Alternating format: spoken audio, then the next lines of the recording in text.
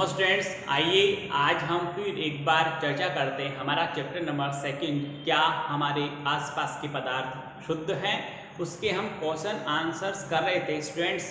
मैंने आपको काफ़ी क्वेश्चन आंसर करवा दिए थे, नियर अबाउट 4 तक के आपको आंसर सबको सारे एक्सप्लेन किए थे और आपको कुछ मैंने क्वेश्चंस के आंसर बुक में से फाइंड आउट करने को भी कहा था। उम्मीद है आपने कर लिए होंगे। यदि किसी स्टूडेंट्स को इन क्वेश्चंस के आंसर जो मैंने आपको दिए उनके आंसर आपको नहीं मिले हैं तो आप मुझे कॉल करिए, मैं आपको इनके आंसर बताऊंगा और उम्मीद करता हूं कि ऐसी दिक्कत किसी के नहीं आई होगी कि आपको क्वेश्चन के आंसर नहीं मिले होंगे। आइए स्टूडेंट्स, हम अब आगे बढ़ते हैं और जो बचे हुए जितने भी क्वेश्चन हैं उसके आंसर अपन फाइंड आउट करते हैं। हम क्वेश्चन नंबर 5 की बात करते हैं। तो कह रहा है निम्नलिखित में से प्रत्येक को समांगी और विषमांगी मिश्रणों में वर्गीकृत कीजिए। तो स्टूडेंट्स, मैंने आपको बताया था समांगी मिश्रण जैसे आपने पानी में चीनी को घोला वो समांगी है। विषमांगी मिश्रण जिसमें जैसे मान लो आपने पानी में एक थोड़ी मिट्टी डाल दी, विलेय का विलायक में पूर्ण रूप से घुल जाना, पूर्ण रूप से उसमें डिसोल्व हो जाना या पूर्ण रूप से उसमें समाहित हो जाने से जो मिश्रण बनता है वो समांगी है।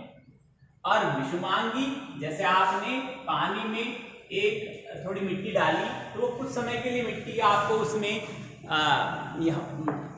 उसमें फैली हुई नजर आती है, बट उसको थोड़ा कुछ समय के लिए शांत छोड़ दें, कुछ देर के लिए रख दें तो वह मिट्टी उसके पैंदे में बैठ जाती है।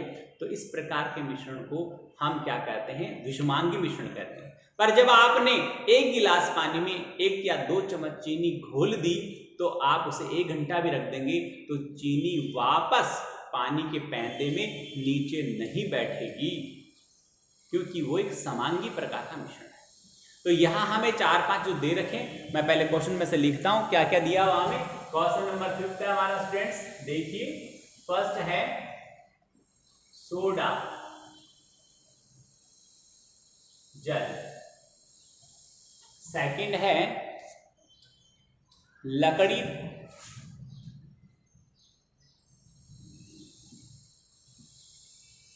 थर्ड है बर्फ,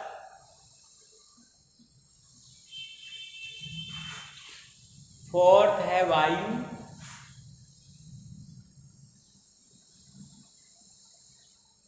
फिफ्थ है मिट्टी,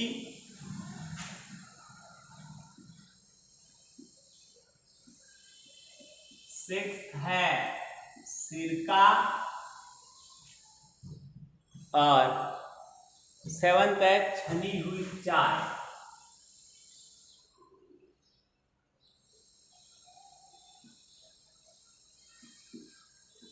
इनमें से कौन तो विषमांगी मिश्रण है और कौन समांगी मिश्रण है? उत्तर देखिए, यहां पर मैं एक टेबल बनाता हूं।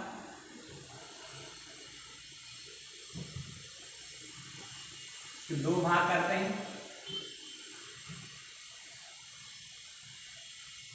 यहां पर तो हम क्रम संख्या लिखेंगे, यहां पर समांगी और यहां विषमांगी, 2 भागों में बांट लिए।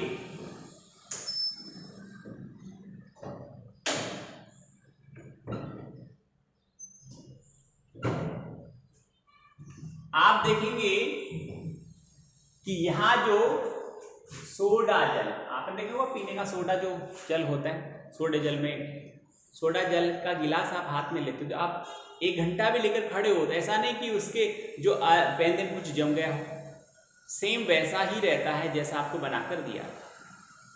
फिर एक तो ये हो गया। दूसरा बर्फ एक समांगी मिश्रण है, उसमें जो क्या उसमें पानी है वो एक समान रूप से उसमें फैला हुआ है। और सिरका, सोडा जल बर्फ छनी हुई चाय और सिरका, ये जो 4 हैं वो समांगी मिश्रण है। छनी हुई चाय, आप चाय के कप को 1 घंटा लेकर बैठ जाओ, कैसे थोड़ी चाय चीनी नीचे बैठ जाएगी या फिर चाय की पत्ती ऊपर आ जाएगी, ऐसा नहीं होगा। इसलिए चाय, छनी हुई चाय एक समांगी प्रकार का मिश्रण है। सिरका एक समांगी प्रकार का मिश्रण है। आप देखिए लकड़ी क्यों नहीं है, क्योंकि लकड़ी के अंदर क्या मिला हुआ है, लकड़ी किससे बनी हुई है, क्या उसमें मिला हुआ है, उसको यदि हम डिजोल्व तो कर ही नहीं सकते ना। ऐसा तो नहीं है वहां पर डिजोल्व किया और उसको अलग अलग पार्ट में डिवाइड कर लिया, ऐसा नहीं हो सकता। इसलिए इसके बारे में अपन समांगी नहीं बोलेंगे, इसको वायु है। तो वायु में क्या है कि मिट्टी कण वगैरह उड़ रहे, कुछ देर शांत हो जाए, बारिश हो जाए, वायुमंडल पूरा साफ हो जाएगा, मिट्टी कण नीचे बैठ जाएंगी। तो ये वायु का जो दृश्य बनता है, वायु की जो पूरे वायुमंडल की स्थिति बनती है, वो कोलाइडल प्रकार की बनती है। कोलाइडल क्या होता है कि सबसे बड़ी विशेषता है कि वो प्रकाश का प्रकीर्णन करते हैं। तो कई बार देखा होगा कि जब हम कमरे में बैठे हैं और कमरे के किसी भी खिड़की के से एक प्रकाश की किरण आती है, तो वह प्रकाश की किरण हमें पूरे फैली हुई दिखाई देती है। कारण क्या है कि कमरे में जो हमने झाड़ू लगाई है, हम चलते फिरते हैं तो मिट्टी कण हवा में उड़ते रहते हैं, ऐसे नग्न आंखों से तो हमें नहीं दिखते। कोलाइडल की विशेषता होती है कि कण इतने छोटे होते हैं कि नग्न आंखों से नहीं देखे जा सकते, पर इतने बड़े भी होते हैं कि प्रकाश की किरण का प्रकीर्णन कर देते हैं। तो वो प्रकाश की किरण का प्रकीर्णन करते हैं, प्रकाश का प्रकीर्णन करते हैं, जिससे प्रकाश फैल जाता है। तो स्टूडेंट्स यही बात मैं आपको यहाँ कहना चाहता हूं। तो फिर मिट्टी, तो यहां पर फर्स्ट में हम लिखेंगे सोडा जल,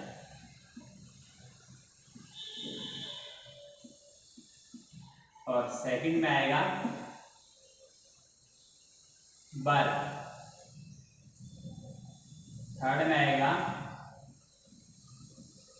सिरका, और फोर्थ में आएगा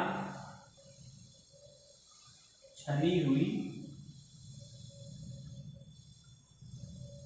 चाय। इधर 3 ही रहे, कौन? लकड़ी, वायु और मिट्टी। ओके, ये हुआ हमारे कुछ का आंसर। आगे देखिए क्या है, आप किस प्रकार पुष्टि करेंगे कि दिया हुआ रंगहीन द्रव शुद्ध जल है? कोई रंगहीन बिना रंग का द्रव आपको दे दें तो आप कैसे जज करेंगे कि वो शुद्ध जल है, प्योर वाटर है? अब आपको उसकी विशेषता मालूम होनी चाहिए। आप क्या करेंगे, उस रंगहीन द्रव को गर्म करेंगे।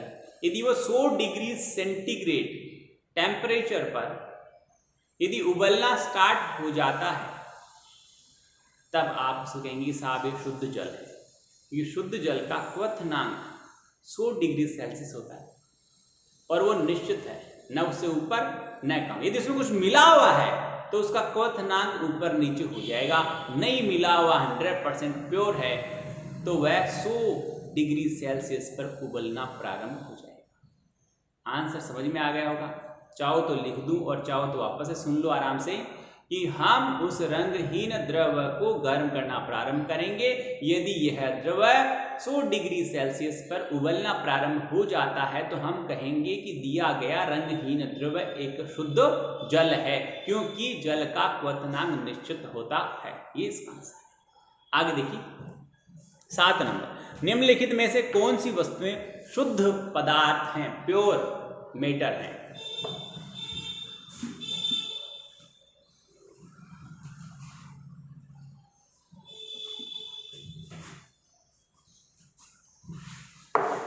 हमारा क्वेश्चन नंबर 7 है, कौन से पदार्थ शुद्ध हैं? पदार्थ लिख दूं फिर उसमें छांट लेंगे अपन। बर्फ, दूध, लोहा। बर्फ, दूध, लोहा, हाइड्रोक्लोराइड, हाइड्रोक्लोरिक अम्ल,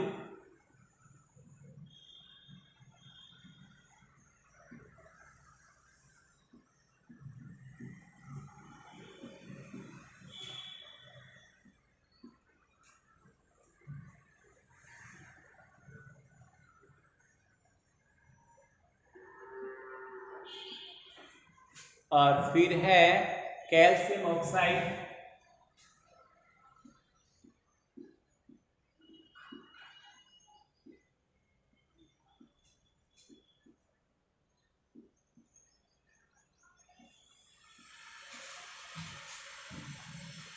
फिर है पारा ईंट लकड़ी वायु, पारा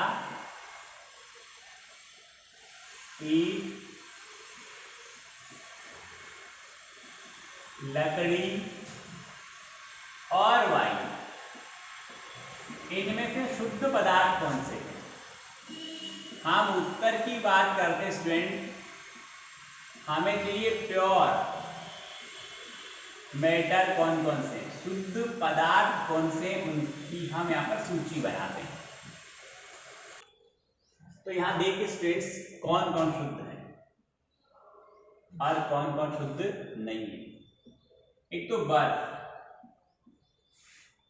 एक लोहा, एक हाइड्रो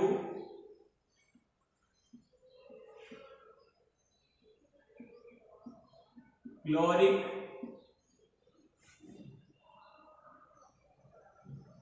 अम्ल, कैल्शियम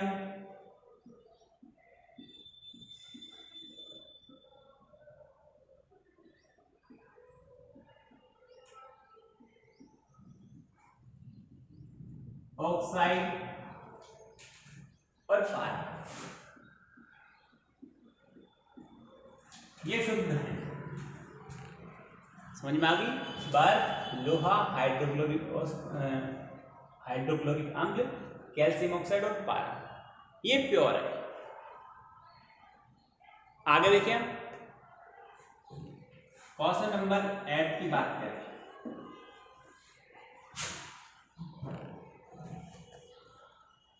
निम्नलिखित मिश्रणों में से विलयन की पहचान करो।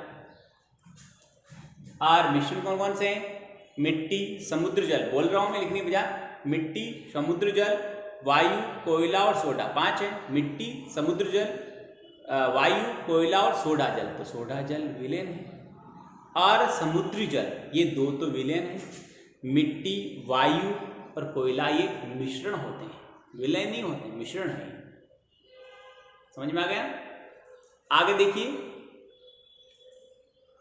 8वें का आंसर हो गया। 9th का देखिए, निम्नलिखित में से कौन टिंडल प्रभाव को प्रदर्शित करता है? निम्न में से कौन टिंडल प्रभाव को प्रदर्शित करता है? टिंडल प्रभाव क्या है बताया भी मैंने आपको। जब किसी भी विलयन में से प्रकाश की किरण गुजरती है तो उस विलयन में उपस्थित कण जो विलाय के कणों से थोड़े बड़े होते हैं, वो उसमें से गुजरने वाली प्रकाश किरण को फैला देती है, अर्थात उसका प्रकीर्णन कर देती है। तो इस प्रकाश के इस प्रभाव को टिंडल प्रभाव कहते हैं। टिंडल प्रभाव, दूध है, अपना सोडा है, तो दूध या चोक का जो घोल है, हमने पानी में चोक घोला, तो ये सब टिंडल प्रभाव को दर्शाते हैं। तो इनमें से कौन कौन दर्शाते हैं?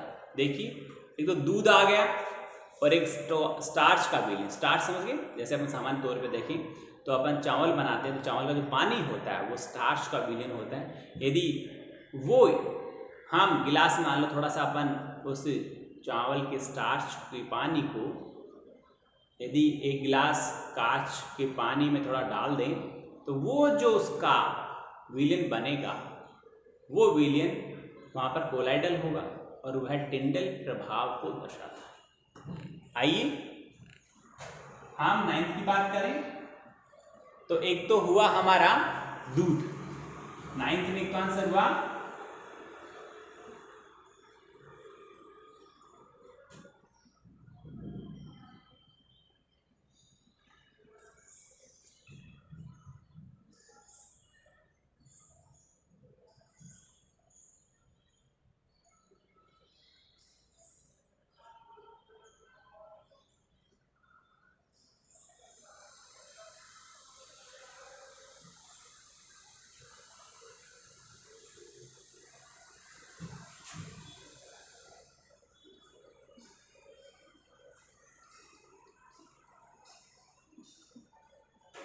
टिंडल प्रभाव को दर्शाने वाले पदार्थ कहते हैं। तो यहां पर फर्स्ट तो आया वो आया दूध, और दूसरा क्या था, स्टार्च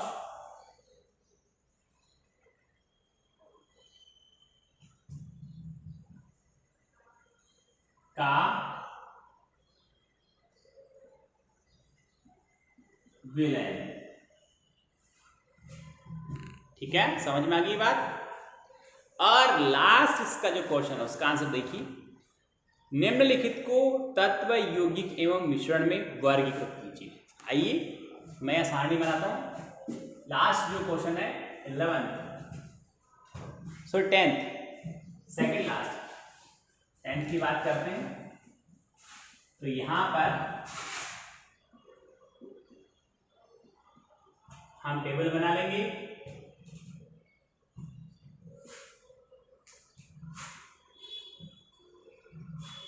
अब 3 भाग कर लेंगे इसके। पहला तत्व हो जाएगा,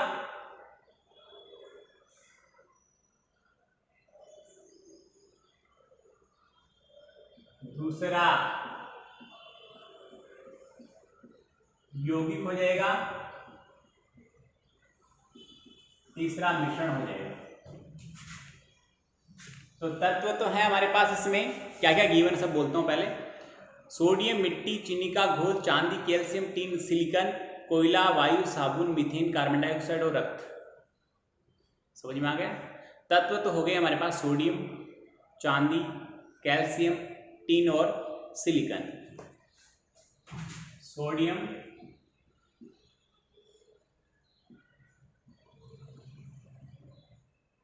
दूसरा चांदी,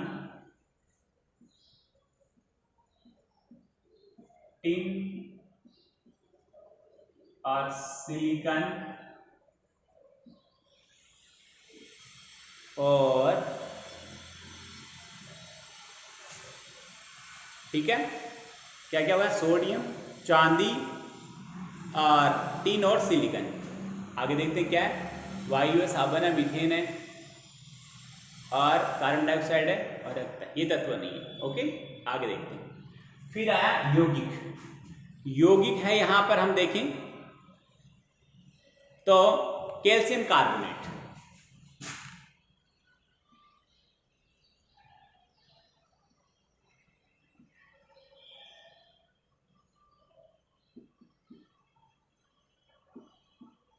एक यौगिक है। दूसरा है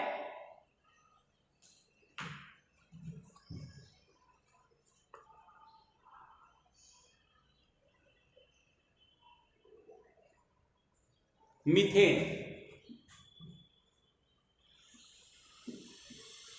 ओके, कार्बन डाइऑक्साइड,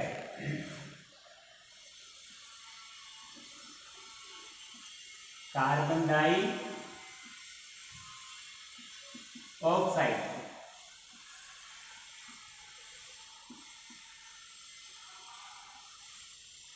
ओके। और फिर हम यहां आगे आया अपने पास में मिट्टी एक मिश्रण है, कोयला एक मिश्रण है, ठीक है, और साबुन एक मिश्रण है,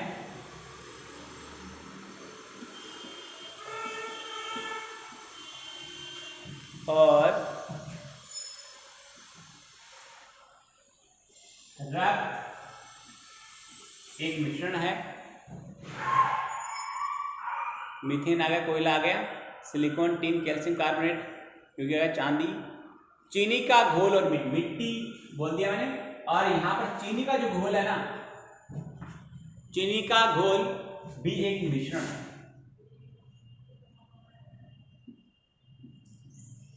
गुरुजी आपको कैसे पता चला है मिश्रण? क्योंकि चीनी के घोल है उसको अपन यदि गर्म करेंगे तो पानी है जो भाप बन के उड़ जाएगा और चीनी पैंदे में रह जाएगी। यानी इसे हमने भौतिक परिवर्तन के द्वारा अलग अलग कर लिया। पर इसमें कार्बन डाइऑक्साइड को गर्म करने से, ठंडा करने से क्या कार्बन और ऑक्सीजन अलग हो जाएंगे? नहीं होंगे, क्योंकि यौगिक में 2 या 2 से अधिक तत्वों के निश्चित अनुपात में रासायनिक संयोग द्वारा बनते हैं, रासायनिक प्रतिक्रिया द्वारा बनते हैं। इसलिए रासायनिक प्रतिक्रिया से बनते हैं, तो यहाँ पर इस यौगिक में जो गुण आता है वो जो इसमें तत्व मिले हुए हैं उनसे कोई अलग ही गुण आता है, यानी वो नया पदार्थ बन गया, एक नई चीज बन गई वो। इसलिए उसको हम भौतिक क्रिया द्वारा अलग नहीं कर सकते, रासायनिक क्रिया द्वारा अलग कर सकते हैं, या फिर विद्युत प्रभाव द्वारा, रासायनिक विद्युत प्रक्रिया द्वारा हम इसे अलग कर सकते हैं। अतः स्टूडेंट्स, इस प्रकार हमारा चैप्टर कंप्लीट हुआ। और 11th में निम्नलिखित में से कौन से रासायनिक परिवर्तन है और कौन से भौतिक परिवर्तन, केवल रासायनिक बताना आपको। लोहे पे जंग लगा, आप टिक कर लें, लोहे पर जंग लगना यहाँ पर रासायनिक परिवर्तन है। दूसरा, खाना पकाना रासायनिक परिवर्तन है। भोजन का पाचन रासायनिक परिवर्तन है। बाकी सारे यहाँ पर भौतिक परिवर्तन है। स्टूडेंट, उम्मीद करता हूँ आपको समझ में आया होगा, अच्छा लगा होगा। आज हमारा सेकंड चैप्टर कंप्लीट हो चुका है। नेक्स्ट वीडियो में हम नया चैप्टर पढ़ेंगे, चैप्टर नंबर 3। बहुत बहुत धन्यवाद।